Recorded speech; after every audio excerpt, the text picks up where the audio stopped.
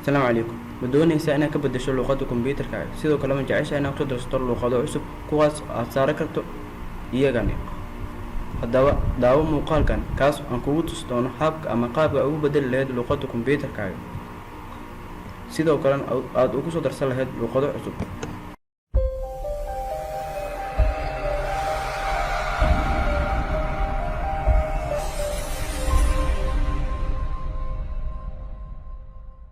kusoo dhawo caawiye online college magacaygu waa cabdiraxmaan maxamed.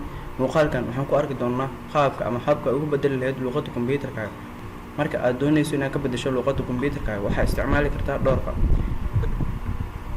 aan ku bilaabnay marka hore waxaa imaanaysaa searching kadib waxaa ku qoraysaa setting waxaa kuu soo bixi doono settingskaada caadiga kadib waxaa samayn kartaa inaad ku dhufato open ama waxaa samayn kartaa inaad double click ku siiso settings.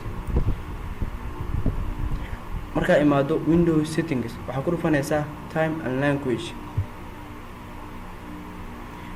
markaa imaado qaybtan waxaa ka dooranaysaa ama qaadanaysaa taabka language kadib adoo qabanaya scroll barka ayaa waxay hoos u degaysaa. sida ujeedidba meeshan waxaa nooga soo muuqan doono inta luuqad ama kaaga soo muuqan doono inta luuqad ee ugu degsan kombiyuutarka ama kugu sadgaraysan. hadda kombiyuutarkeena waxaa saaran ilaa 3 luuqad. marka aad rabtid inaad ka beddesho luqadda kombiyuutarkaaga si fudud waxaa u tagi kartaa qaybtan ay ku qoran tahay ENG oo laga soo gaabiyey English.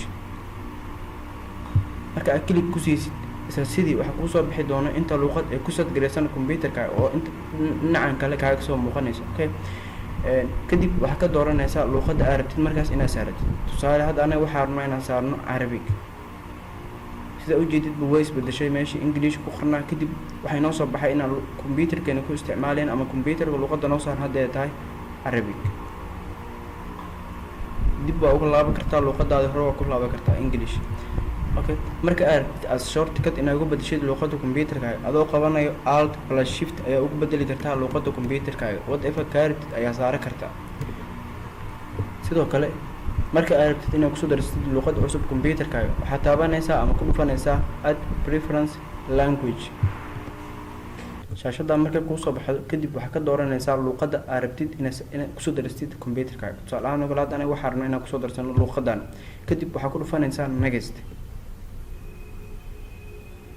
markuu dhammaado searchingka waxaa available kuu noqon doono install kadib waxaad ku dhufanaysaa install kadib luqadaas ayay kugu degi doontaa kombiyuutarkaaga.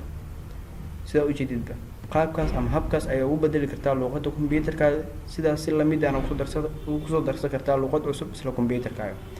waad ku mahadsan tahay daawashada muuqaalkan. fadlan hadday tahay markay kugu horeysa soo booqato caawiye online college subscribe channelka like videoga u share garee saaxiibadaada hana hilmaamin inaad furto kambaleelka sida u noqoto daawadaheena ugu horeeyo.